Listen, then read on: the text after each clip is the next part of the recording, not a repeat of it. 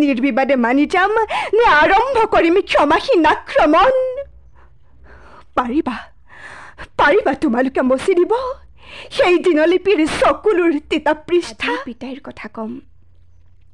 আজি পিতাইৰ কথা কম যেতিয়া তেওঁৰ কোলাই বুকু চাই উঠি অকণকৈ ডাঙৰ ভাওনা কৰিছোঁ যদিও এইবাৰৰ কেৰেক্টাৰটো অলপ চেলেঞ্জিং টাইপ হৈছে। মই পুৰুষৰ চৰিত্ৰ কৰিছোঁ আৰু প্ৰধান চৰিত্ৰ বুলিয়ে ক'ব পাৰি শ্ৰৱণ মুনি। সৰাপাতক সেউজ বোলেৰে বোলাবলৈ বৃথা চেষ্টা নকৰিবা সুকন্যা। কওঁপতে কৈছিলোঁ মই তহঁতক হৃদয়ৰ কথা বহুবাৰ, কিন্তু এতিয়াও ভীৰু তাৰ আচৰণ ধৰি দানৱৰ সৰ্বশক্তি দিছ বিসৰ্জন। বন্ধু বান্ধৱীসকল, অন্য এটা ভিডিঅ'লৈ আজি আপোনালোকক মই স্বাগতম জনাইছোঁ। আজি মানে এনেকুৱা এগৰাকী শিল্পীৰ ঘৰলৈ আহিছোঁ যিগৰাকী শিল্পীয়ে মানে নজনা একোৱে নাই বুলিয়ে ক'ব পাৰি। নামটো মই সুধিম আৰু আপোনালোকক মই জনাম কোন জেগাত ঘৰ, কি কথা কি বতৰা। তাতকৈ আচৰিত কথা চাওক, সেই মানে শিল্পীগৰাকীৰ ঘৰত কি ধুনীয়া এখন নাৰ্চাৰী। চাওক, আপোনালোকে ইয়াত যদি কিবা গছপুলি লাগে আপোনালোকে গছপুলি ল'ব পাৰিব। এইফালে চাওক, এয়া কিমান তলতে মধুৰিআম লাগি আছে দেখিছে? চাওক, আৰু এইফালে চাওক, গোটেই নাৰ্চাৰী মানে সকলো ধৰণৰ গছপুলি। আৰু আপোনালোকক দেখাই আছোঁ, এতিয়া আম পুলি আছিলে, আম পুলি বৰ্তমান শেষ হৈছে। এইফালে চাওক গোলনেমু, এইটো গোলনেমু নে কমলা এতিয়া দাদাজন নাই। চাওক ইমান পুলিতে লাগিছে দেখিছে? আৰু এইফালে চাওক, এয়া নাৰ্চাৰী, আপোনালোকক যি পুলি লাগে সকলো পুলি পাব। অৱশ্যে মই ইমান চিনিও নাপাওঁ কিছুমান।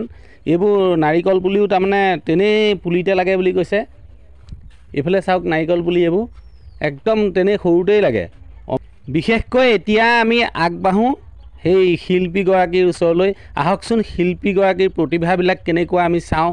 আৰু মানে মই জনামতে শিল্পীগৰাকীয়ে সকলো ধৰণৰ নাটকৰ বা ভাওনাৰ যিকোনো একাংকীয়া নাটকেই হওক সকলো নাটকতে মানে বহুত পাৰ্গত বুলি কোৱা শুনিছোঁ। সেইবাবে আমি শিল্পীগৰাকীৰ ঘৰ আজি বিচাৰি ওলাইছোঁহি বাৰু।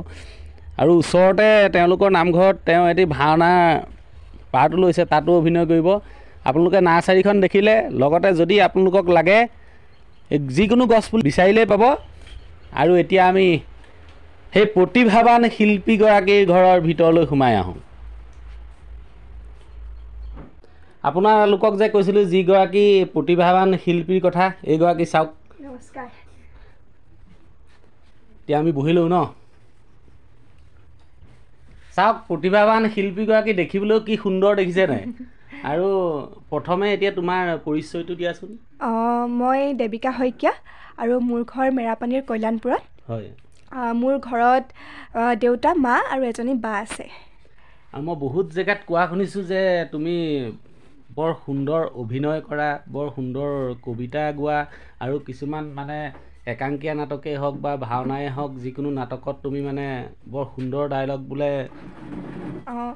মই চৰ্চা কৰি আছোঁ, নাটক কৰোঁ, তাৰপাছত কবিতা আবৃত্তি কৰোঁ, একাংকিকা নাটকো কৰোঁ, লগতে ভাওনা সংস্কৃতিৰ লগতো জড়িত।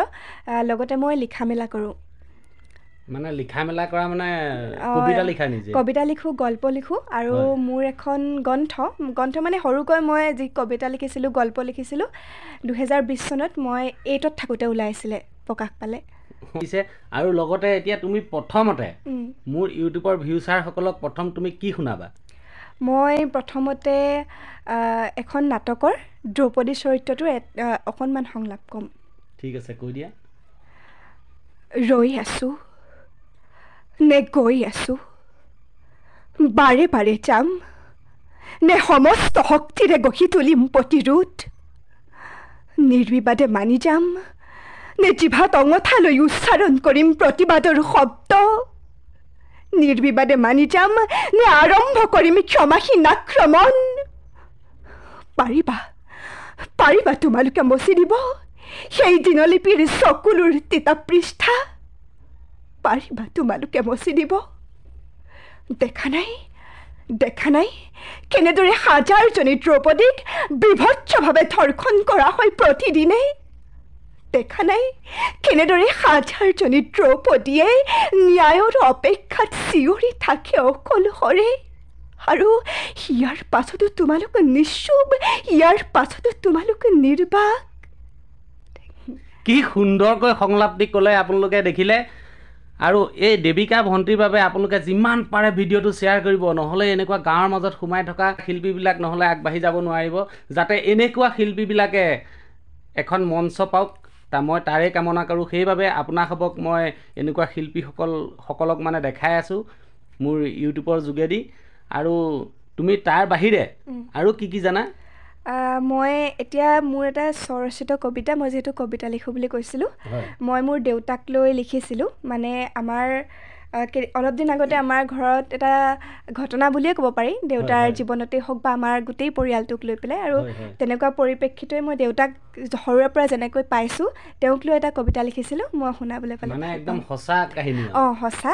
মই দেউতাক মানে যেনেদৰে অনুভৱ কৰোঁ। ঠিক আছে।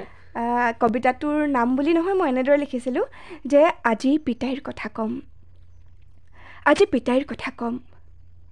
যেতিয়া তেওঁৰ কোলাই বুকু চাই উঠি অকণ অকণকৈ ডাঙৰ হৈছিলোঁ, তেতিয়াই বুজিছিলোঁ কিদৰে তেওঁক স্বাধীন আৰু মুক্তিকামী চেতনাবোৰে দৌৰাই ফুৰিছিল অহৰ্নিশে।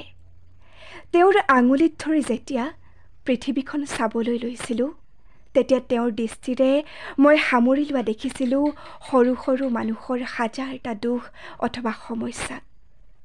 তেওঁৰ বুকুৰ উমত যেতিয়া আলফুলে শুইছিলোঁ, তেতিয়া মেৰেং, মাকাম অথবা চাংলত ফেল্লাৰ পৃথিৱীত সতেক প্ৰশ্নৰ হেন্দোলনি তুলি ভ্ৰমি ফুৰিবলৈ শিকিছিলোঁ। শ্ৰমজীৱী পিতাইৰ সপোন মানুহ আৰু পৃথিৱীক লৈ, সেয়ে চাগে কপালৰ ঘামবোৰে আঁকি থাকে। সততা আৰু আদৰ্শৰ ভেটি কিমান দৃঢ় হ'লে বাৰে বাৰে কাইটিয়া হৈ উঠে জীৱনৰ ছবি। তথাপি ভয় নাই, সংকোচ নাই, তাৰ বাবেইতো গৌৰৱত উফন্দি উঠা মোৰ বুকুৱে কয় দুৰন্ত সাহসী মোৰ পিতাই। মই এনে মানুহ খুব কম দেখিছোঁ যে নিজস্ব চিন্তাক সঁচা অৰ্থত কামৰ মাজেদি প্ৰতিফলিত কৰিব পাৰে। সেই কম মানুহৰে এজন মোৰ পিতাই, যিয়ে সমাজকো প্ৰত্যাহ্বান জনাই হাজাৰ বাধাৰ প্ৰাচীৰ ওফৰাই নিজৰ যুক্তি প্ৰতিষ্ঠা কৰিব পাৰে বিনা দ্বিধাই। এসময়ত খাটি খোৱা মানুহৰ বাবে সংগ্ৰাম কৰা পিতাইৰ নামৰ আগত এতিয়াও ৰাষ্ট্ৰদ্ৰোহীৰ বদনাম। সিদিনা সেইবাবেইতো হঠাতে মুকলি হৈছিল তেওঁৰ বাবে কাৰাগাৰৰ দুৱাৰ। পিছে ঘৰৰ উৰ্বৰা মাটিৰ সেউজীয়া গছবোৰে, থুপি থুপি ফুলবোৰে তেওঁক বৰকৈ বিচাৰি আছিল, ঠিক মোৰ দৰেই। মই জানো এখন নতুন সমাজৰ প্ৰত্যাখ্যা তেওঁৰ বুকুত আজিও আছে। সেইবাবে সাহসেৰে জীয়াই ৰাখিছে নিজৰ সংগ্ৰামী সত্তাটোক। আজীৱন ৰাখিব, তাৰ বাবে আমাৰো থাকিব সহযোগিতা। কমৰেড পিতাইৰ চিন্তা দৰ্শনলৈ সহৃদয় শ্ৰদ্ধা। সুন্দৰ। সঁচাকৈ মানে তেওঁৰ মানে সৰুৰ পৰা পিতৃৰ লগত যেনেকৈ ডাঙৰ দীঘল হ'ল, সকলোখিনি কাহিনী তেওঁ নিজেই কবিতা আকাৰত লিখিলে। আৰু মানে মই ভণ্টিগৰাকীৰ মানে মুখখনলৈহে চাই থাকিব পাৰিলোঁ দেই। মই একো চিন্তাই নকৰোঁ, একান্ত মানে শুনিলোঁ। আপোনালোকেও একান্ত মানে শুনক, কি সুন্দৰকৈ লিখিছে ভণ্টিগৰাকীয়ে। এতিয়া তোমাৰ বয়স কিমান হৈ আছে? মোৰ বয়স এতিয়া 16 বছৰ পাৰ হৈছে। এতিয়া পঢ়িছা কিহত? মই হাই ছেকেণ্ডেৰী ছেকেণ্ড ইয়েৰ। তুমি এতিয়া ঘৰত থাকি, ঘৰৰ পৰা অহা যোৱা কৰিছা নে তাত থাকি লোৱা? মই বৰ্তমান ঘৰৰ পৰাই অহা যোৱা কৰি আছোঁ। ঘৰৰ পৰা অহা যোৱা কৰি আছা ন? এতিয়া আপোনালোকে চাওক যে তেওঁৰ দেউতাকেও কিমান কষ্ট কৰি এই কণমানিজনীক ইমান দূৰত পঢ়াইছে। কোন জেগাত পঢ়ি আছে? মই ফৰকাটিং কলেজত পঢ়িছোঁ। আৰু মই যদি ক'বলৈ যাওঁ, মোৰ কলেজখনে বহুত সহায় কৰিছে মোক এনেকুৱা ধৰণৰ ক্ষেত্ৰত। মই কলেজৰ পৰাই নাটকৰ যিটো গতি সেইটো খুব সুন্দৰভাৱে পাইছোঁ। আৰু লগতে সৰুতে মই NSD নেশ্যনেল স্কুল অফ ড্ৰামাৰ দ্বাৰা 5 বছৰ মানে এমহীয়াকৈ কৰ্মশালা কৰিছিলোঁ। আমাৰ ঘৰখনৰ পৰিৱেশটোৱে সাংস্কৃতিক পৰিৱেশ মানে। আৰু মই এতিয়া বাৰু তাৰ বাবে তোমাক ধন্যবাদ জনাইছোঁ। বহুত ভাল লাগিছে তোমাক আজি সাক্ষাৎ কৰিবলৈ আহি। আৰু লগতে মই এতিয়া জনামতে তোমালোকৰ গাঁৱতে এভাগ মহাপুৰুষীয়া নাটকত তুমি অভিনয় কৰিম বুলি মানে আখৰা কৰি আছা। কিন্তু তুমি তাত এতিয়া কিহৰ ভাওৰ আখৰা কৰি আছা? মোৰ বাবে মানে মই আগতেও ভাওনা কৰিছোঁ যদিও এইবাৰৰ কেৰেক্টাৰটো অলপ চেলেঞ্জিং টাইপ হৈছে। মই পুৰুষৰ চৰিত্ৰ কৰিছোঁ আৰু প্ৰধান চৰিত্ৰ বুলিয়ে ক'ব পাৰি শ্ৰৱণ মুনি আৰু অন্ধ, গতিকে অলপ মোৰ কাৰণে কঠিনো হৈছে, তথাপিও কৰিবলৈ চেষ্টা কৰিছোঁ। ঠিক আছে, শ্ৰৱণ মুনিৰ তুমি এটি সংলাপ মোৰ ভিউচাৰসকলক গাই শুনাই দিব পাৰিবানে? অঁ ঠিক আছে। ঠিক আছে, কোৱা। এয়া তুমি কি কৈছা সুকন্যা?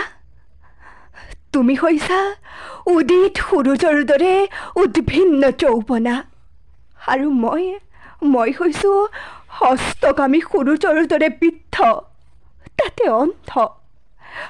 পাৰিবা জানো তুমি মোৰ সৈতে সুখী হ'ব? সুকন্যা, এই অন্ধ বৃদ্ধক পুতৌ কৰি তুমি আৰু নকৰিবা উপহাস। পকা সৰাপাতক সেউজ বোলেৰে বোলাবলৈ বৃথা চেষ্টা নকৰিবা সুকন্যা, নকৰিবা।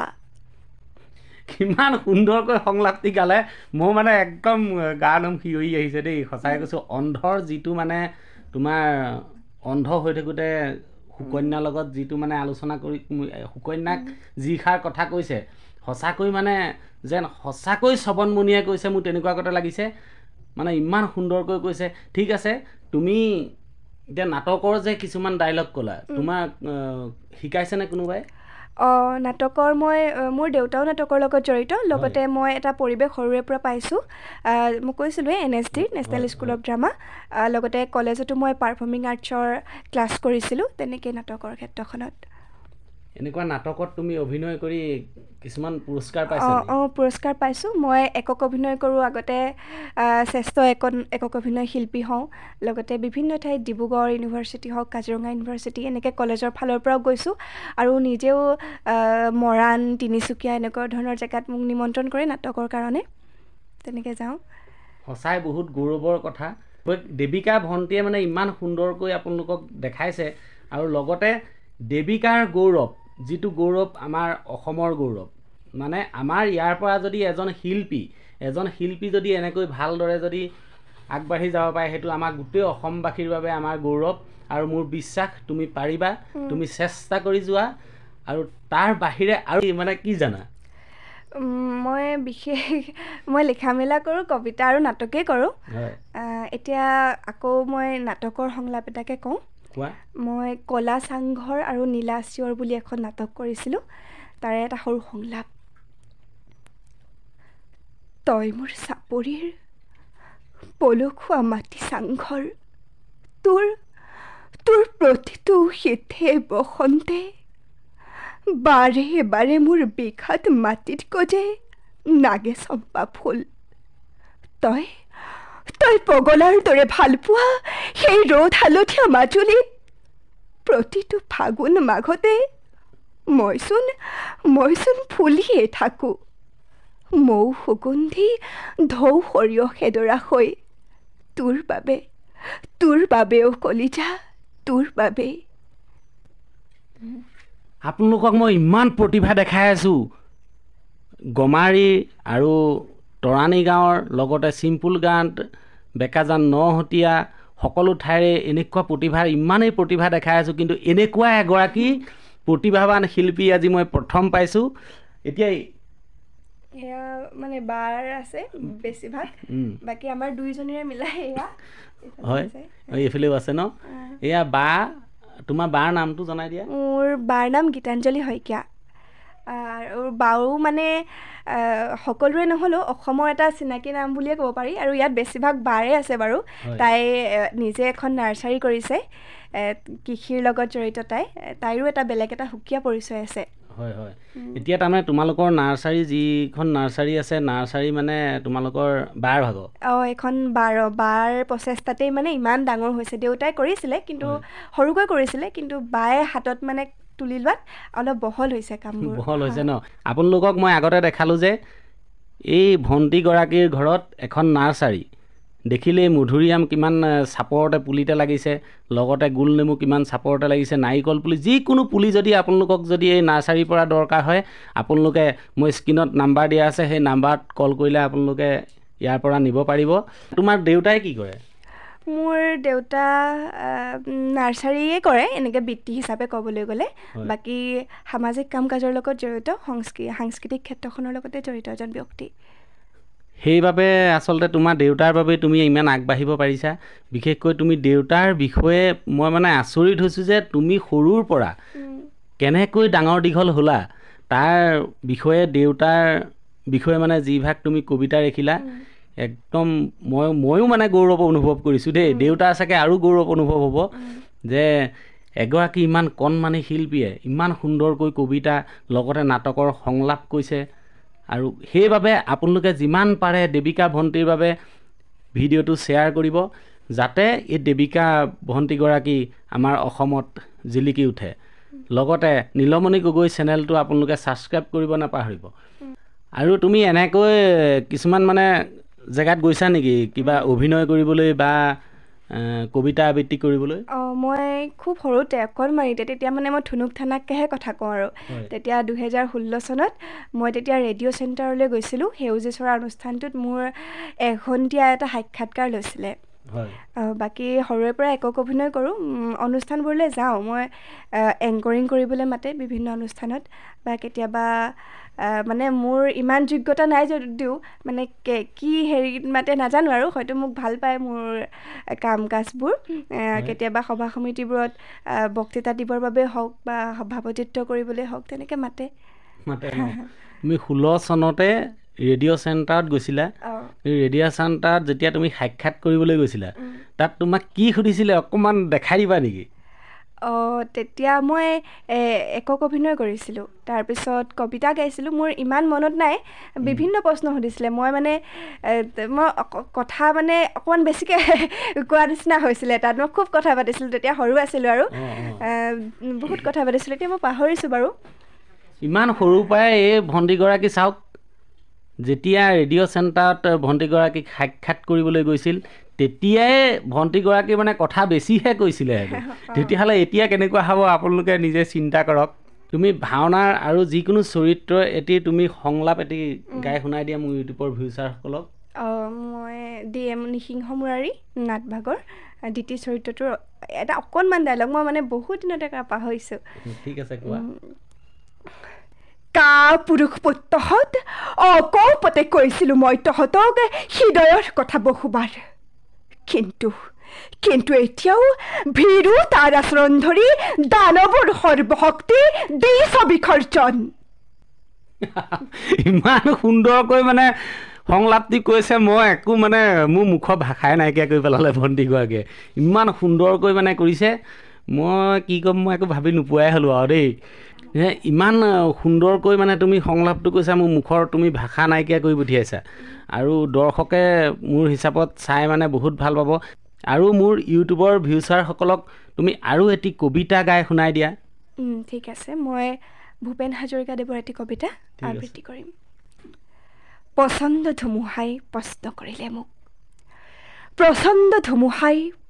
কৰিলে মোক তোমাৰ প্ৰাপ্য কি কোৱা মনৰ দুৱাৰ মেলি নিৰ্ভীকভাৱে ক'লোঁ তোমাৰ শক্তিখিনি দিয়া বৰ্জৰ গৰ্জনে বক্ষ উজাৰি ক'লে তোমাৰ কাম্য কি কোৱা মই ক'লোঁ বৰ্জ তোমাৰ শক্তিশালী উদাক্ত কণ্ঠটি দিয়া এদিন আকাশে ক'লে জনৈক গীতিকাৰে অকণি আকাশ দেখো মাগে তুমি কিয় কম্পিত কণ্ঠেৰে মাগিছা সৰ্বকাশ সত্তা তুমি এইটো কৈছিলা ৰাতিপুৱা যিমানে বিলাই দিবা সিমানে মহান সবা তাৰে নাম সঁচা উদাৰতা সেয়েহে আকাশ দিব যদি খুজি চাই সংকীৰ্ণতা এৰি দিয়া অৱদান ৰূপে তোমাৰ এই পূৰ্ণ বিশালতা দিয়া যদি আজি দিয়া মহাকাশে দিলে মোক বিশাল দৃষ্টি ধুমুহাই দিলে মোক প্ৰচণ্ড শক্তি আৰু বৰ্জই দিলে উদাক্ত কণ্ঠ বৰ্জৰ কণ্ঠেৰে ধুমুহাৰ শক্তিৰে গীত গাই কপাম দিগন্ত দানৱৰ সমাজতো গাম মানৱৰ গান মোৰ কলিজাৰ সঁচা সুৰ সিক্ত মুমূৰ্ষু মানৱক জীৱনৰ বিদ্যুৎ কিঞ্চিতো যদি দিব পাৰোঁ তাৰ বাবে আকাশ ধুমুহা আৰু বৰ্জক শতবাৰ প্ৰণাম কৰোঁ ধন্যবাদ। কি সুন্দৰকৈ মানে কবিতাটো গালে দেখিলে আপোনালোকে। আৰু এই ভণ্টিগৰাকীক আপোনালোকে যিমান পাৰে আশীৰ্বাদ কৰিব, যাতে এই ভণ্টিগৰাকী আৰু এই অসমীয়া সংস্কৃতিৰ লগত আৰু মানে ভালকৈ আগবাঢ়ি যাব পাৰে, আৰু তাৰে মই কামনা কৰিলোঁ। লগতে মোৰ এই ভণ্টিগৰাকীৰ মোৰো এক আশীৰ্বাদ থাকিল, যাতে এই ভণ্টিগৰাকী গোটেই অসমত জিলিকি ৰয়, সেয়াই মই কামনা কৰিলোঁ। লগতে আপোনালোকে যিমান পাৰে ভণ্টিগৰাকীৰ বাবে ভিডিঅ'টো শ্বেয়াৰ কৰিব, আৰু নীলমণি গগৈ চেনেলটো আপোনালোকে ছাবস্ক্ৰাইব কৰিব নাপাহৰিব। বাৰু আজিলৈ আমি ইমানতে সামৰণি মাৰিছোঁ, আৰু নেক্সট ভিডিঅ' চাবৰ বাবে মোৰ চেনেলটো ছাবস্ক্ৰাইব কৰিব নাপাহৰিব। ধন্যবাদ। আচলতে ভণ্টিগৰাকীৰ ঘৰত যিখন নাৰ্চাৰী আছে, তাত আপোনালোকক মই দেখাবলৈ সক্ষম হৈছোঁ যে এইজোপা হ'ল ৰেগন ফল। আচলতে ই এটি ফলহে, কিন্তু ৰেগন ফলৰ মানে তাৰ ঔষধৰো বহুত কাম কৰে, বহুত বেমাৰৰ ঔষধৰ কাম কৰে। এই ৰেগনৰ পুলি যদি আপোনালোকক দৰকাৰ হয়, আপোনালোকক মই যিটো নাম্বাৰ দিছিলোঁ সেই নাম্বাৰত আপোনালোকে কল কৰিব। আৰু এই পুলিটোৰ দাম হ'ব আপোনাৰ মাত্ৰ 250 টকা, কিন্তু ফলটোৰ দাম আপোনাৰ 700ৰ পৰা 800 টকালৈকে হয়। আপোনালোকক দৰকাৰ হ'লে কণ্টেক্ট কৰিব।